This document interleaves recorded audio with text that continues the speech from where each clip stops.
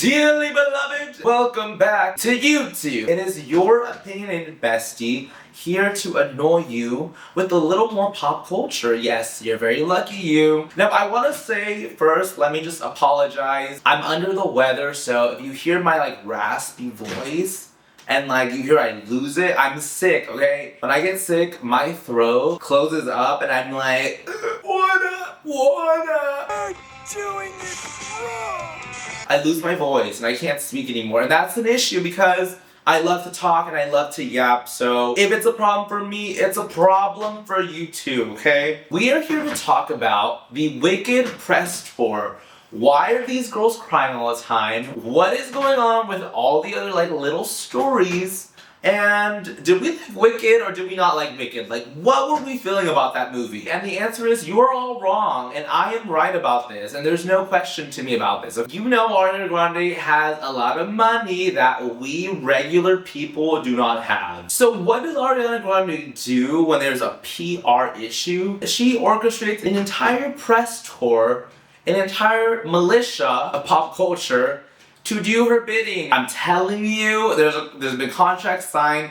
Whatever those people wanted, she said, I'll pay you more than you're getting on Wicked, Cynthia, which is just $2 million shy of my $15 million. If this whole press tour could be actually a PR stunt for me. Let's start off with number one. And by the way, also I love Ariana Grande too. Ariana Grande wants you to forget about her and Ethan Slater. She knew that when this movie was coming out, the audiences were going to be baffled when they saw Ethan Slater longing for Ariana Grande and this little love affair that was coming out in the movie. Because I'll tell you what, in my theater, girl, we were all uncomfortable when we saw that, and we just kept it pushing. We're like, you know what, we're gonna enjoy this movie tonight. We're not discussing this in the theater tonight. Let me remind you a little timeline of the situation, okay? So Wicked began filming in 2022, and both Ariana and Ethan Slater were married at this time, okay? Ariana was with Dalton Gomez, and he is a real estate developer in Los Angeles.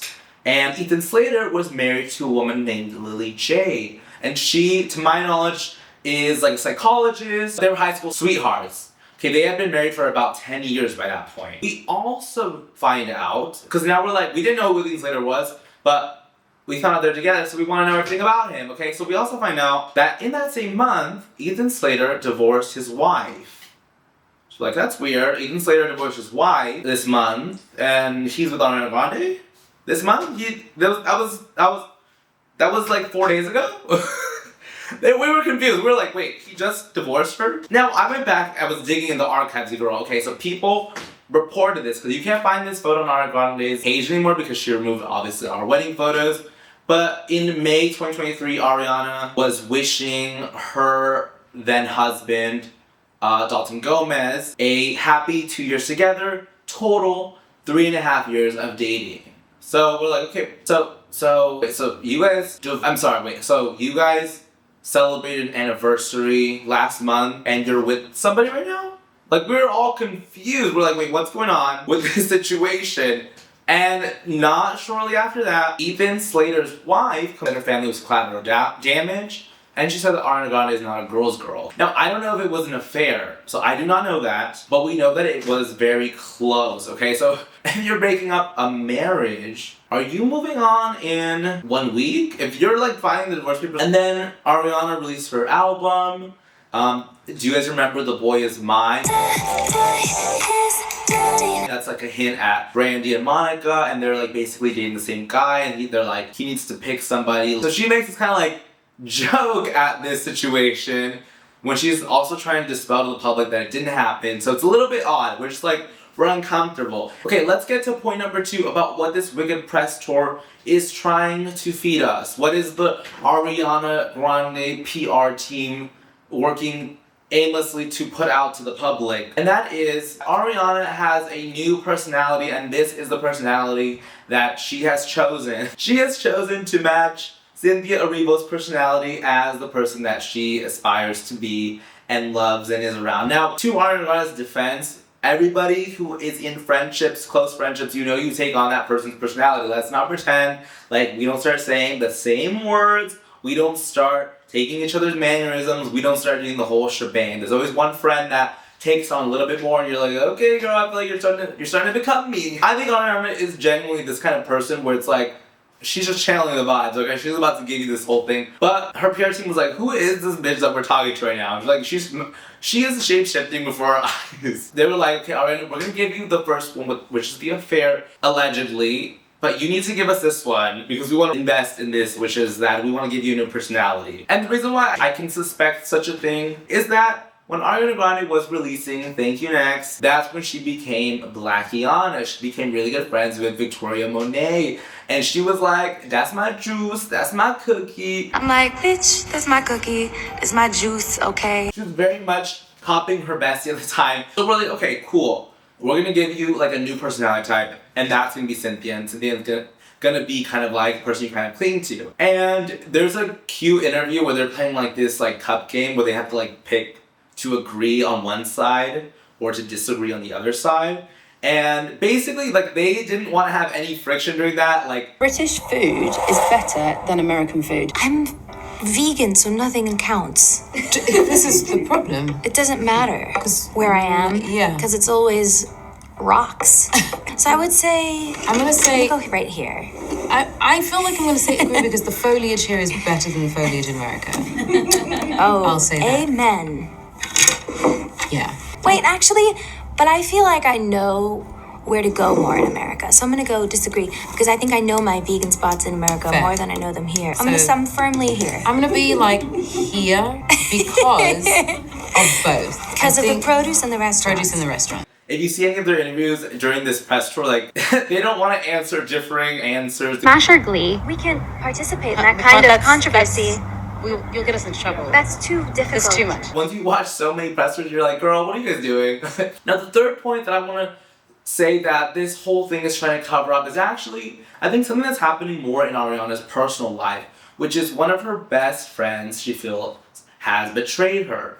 Now, do we remember Zach Sang? I love Zach Sang's interviews. He's always interviewing a bunch of celebrities, talking about music, talking about just like personal life, and he always interviews Ariana Grande, and we see them together, and it's like, oh my god, they're good friends. Like, that's so cool. Like, Ariana's friends with this person, and I feel like Zach Sang's like more of a normal person or less famous, so we're just like, oh, she's friends with a regular person. Like, that's so cool. But then we remember this year what happened with Zach Sang and Tana Mongeau's. You know what I can say about Zach Sang that I think is wild? And this will probably get me sued. So I'm hoping Patreon does not. I would never say this on the canceled mic. I don't think you should say this. He goes online frequently and talks about how Ariana Grande is his best friend in the entire world. Give him one singular shot of tequila and put him in a room with us, and he is telling us her deepest, darkest secrets. We see, even in an interview when she is still friends with him before this information comes out, when Eternal Sunshine releases in March 2023, and she goes to talk about the album, like writing process, all that fun stuff, and we don't see her on his show after July when Tana exposed. And I was like, at first, like, okay, well, maybe, like, she's just not gonna go on a podcast, talk about a movie, like, it doesn't really make sense. But then I was like, wait, why is she going to other podcasts? Because I was like, The Wicked's doing so much promo, like, on, like, big media channels. Like, why is she going to a podcast channel? But she's on Shut Up Evan. She's on Las Culturistas, which is the podcast with Bowen Yang, and he has a co-star. So they're not just doing big media, and I'm like, what is going on here? This is something that probably has now come out in a public way. Ariana Grande is realizing, oh shit, a lot of people probably know my dirty secrets because my friend, who I thought was my BFF, was actually exposing me. I will probably sue him, but later in quiet. But she's like, now people know my legitimate secrets. I don't know what people are going to do with that information, but I'm not going to even show up on his show. This Wicked tour needs to be so expensive, so profound. I'm going to sell this relationship with Cynthia Erivo. I'm going to be crying uncontrollably. Everything's emotional, everything's whatever.